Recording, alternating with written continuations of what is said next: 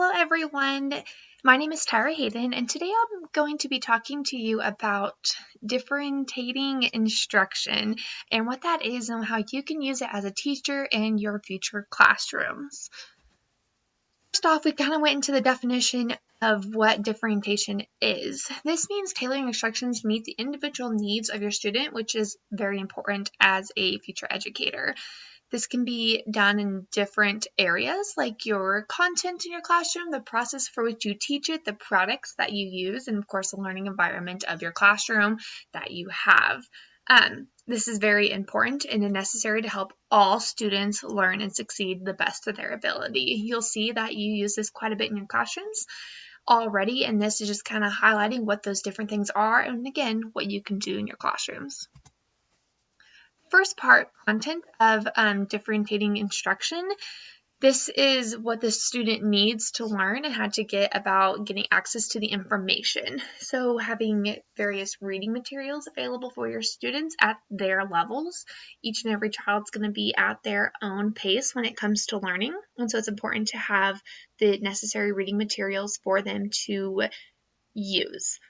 Audio with all text material to where certain learners, if they have to see it both visually and then hear it through that audio, that they're able to have those tapes to go along with their reading, as well as having spelling or vocabulary lists for all levels of students and where they are at, to where you have that on hand and for them to have easy access to. Partnering up with reading or maybe popcorn reading in your classroom helps students stay on task as well as not have to read the whole entire passage by themselves and able to partner up with someone to help in that learning.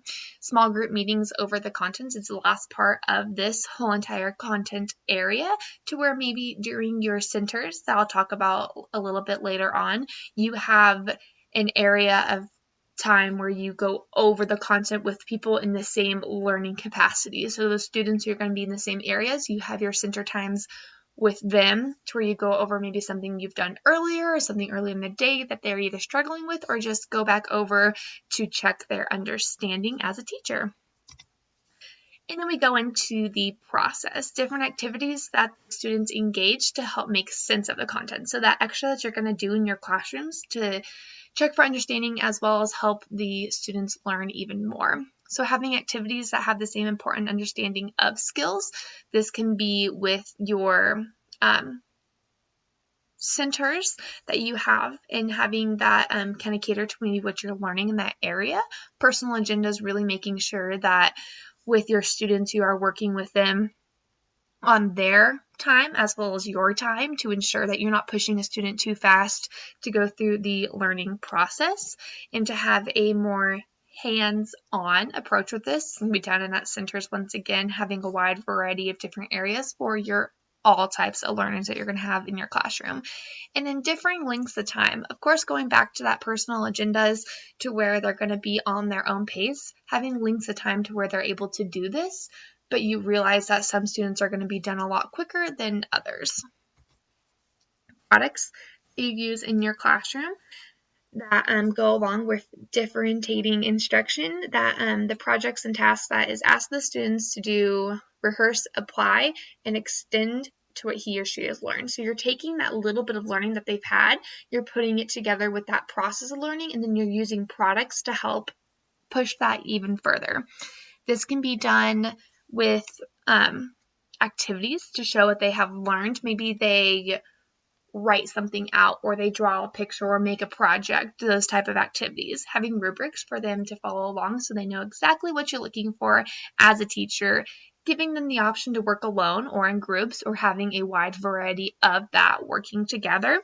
And then, of course, creativity to where they're able to really cater it to what they need and bring their own mindset of what they've learned in to show you what they've learned, but then their own thought processes, because each and every one of your students is going to be very diverse, and realizing that is a huge part of this as well.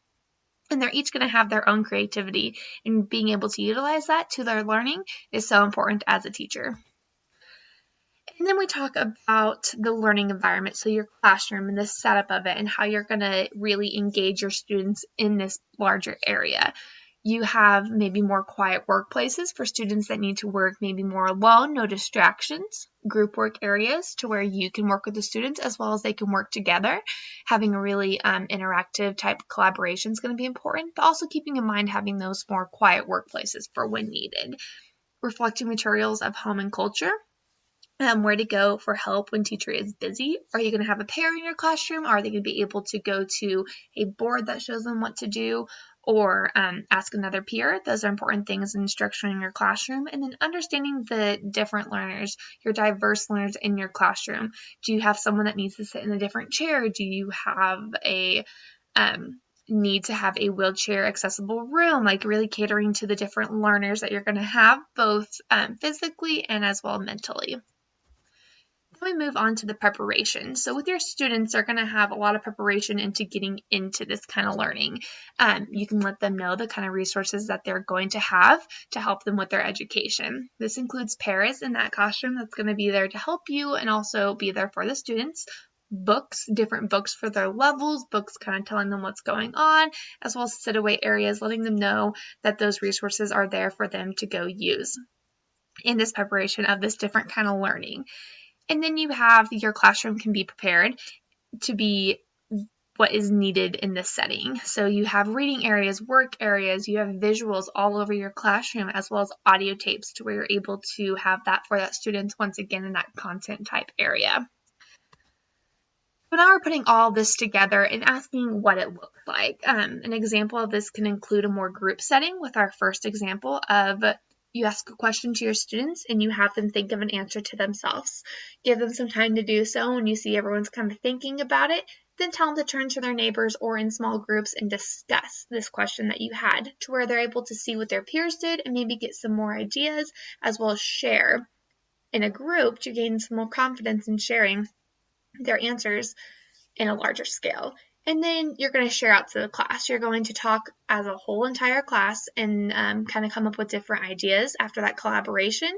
And then you as a teacher can check for that understanding in that. And then we have one of my favorites is stations or centers is what you can call it in your classroom as well. And in there having different stations that can be worked on individually or in a group that cover a range of skills and levels. So you have different stations that your students can go to where they work on something that maybe you did earlier in class that they can do individually or as a larger group in a larger setting. This can include a bunch of different areas, maybe more fun areas, more creativity areas. So that's a really good example. And then another one of my personal favorite is bots. This is something that you can use in your classroom that goes really well with differentiating learning. These colorful robots are used in teaching counting, sequencing, estimation, problem solving, and is fun for all students. They are easy to work with either alone or it can be done in groups, like you see in the pictures over here. They are also very easy to operate. They don't take very much to control, and the students are really able to take off running with these B-bots, and then they're customizable. So you as a teacher can really customize it to what the needs of your students are going to be and having that diverse learner type mindset. And then you can also have your students customize it, have them come up with one day what they can do together to customize these B-bots to help them in their next learning processes. There's so much you can do with these that go into it that it's an awesome thing to look into as a teacher. Some different areas that you may already do in your classrooms, something to maybe take to the next level or maybe from a different perspective.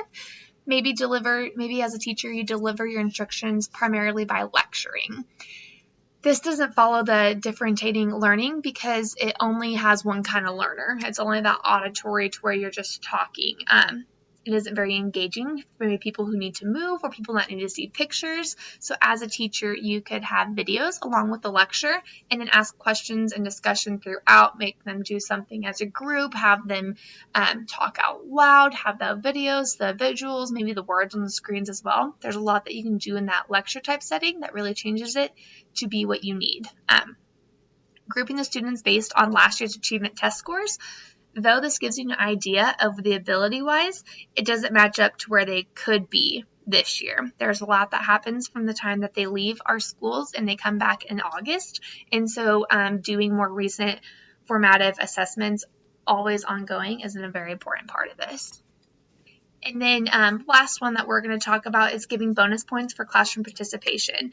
Even though this does spark participation within all of your students, some of them aren't really going to want to strive for that bonus because of maybe being more shy, maybe not confident in their answer. So I really advise you to go back to that collaboration in small groups for the participation instead. Still keeping the points to have participation is important, but having it to where they can discuss it and then talk about it with you as a teacher. But in closing, we talked about the differentiating learning styles and what you can do in your classroom with that teaching to really bring that into perspective. And I thank you all so much for tuning in. Have a great day.